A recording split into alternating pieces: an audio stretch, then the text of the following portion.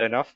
Okay, Mazhar, that is a good question, and a question on many minds, many of the clients, many of the friends. In fact, Nizam here also asked me this question. In fact, I was discussing this with our partner and the chair of the Lahore Tax Bar ACCA License Committee, Ali Zahir Mir too. That what would be the impact on the property prices? Because there are various factors you have to consider here. Number one is the economic slump, the economic downturn. People are going towards safety first approach. We have seen what happened with the markets, the oil markets, the physical delivery market contracts of Western Texas crashed yesterday, but that can be attributed to the current scenario plus the physical demand.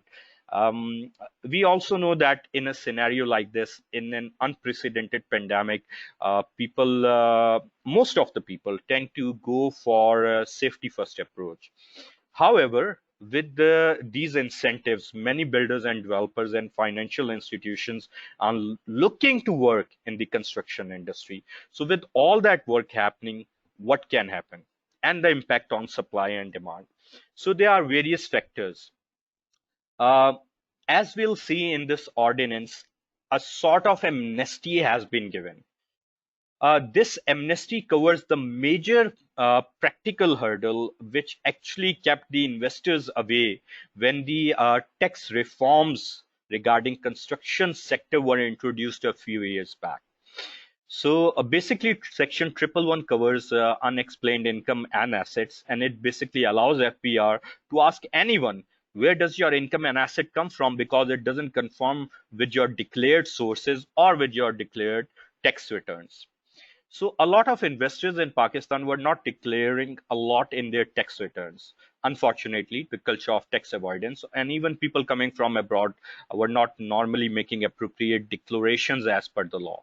So when the tax reforms happened, although the law was already there, but the FPR started enforcing that for the construction sector. So what happened was that a lot of investors got scared that what will we answer, where did the money come from, we'll have to give the sources, we'll have to give the documentation. And people, especially people who did not either have the adequate record or who were involved in activities like tax avoidance, felt very uncomfortable. They took their monies out and went to other safe havens like the Gulf. um, we know for a fact that a lot of money that went out of Pakistan's construction industry went into Dubai, in UAE, and other states of the Emirate as well. So the major consideration of these investors was not tax; it was Section 111. So what this ordinance does is provide them an amnesty. So many of the people, many of our clients that I've spoken to in the construction industry too, are really hopeful that they'll be able to get at least a good number of those investors who stopped investing in Pakistan back now that this amnesty has been introduced. However, I believe there are a few points that needs refinement and clarification in this ordinance, and it would really depend on how many investors can be motivated and they come back in Pakistan before we can really assess and give a learned assessment of the price impact of the property sector.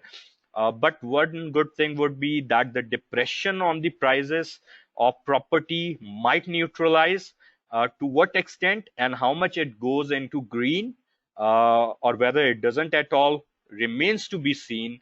As to the impact, the impact more so on the investors coming back in Pakistan, because the demand is still there, the genuine demand is there. What really drive the property sector in Pakistan, like in most of the developing countries, were investors. So I hope that answers your question in detail.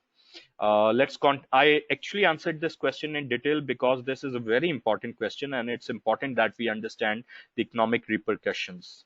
So let's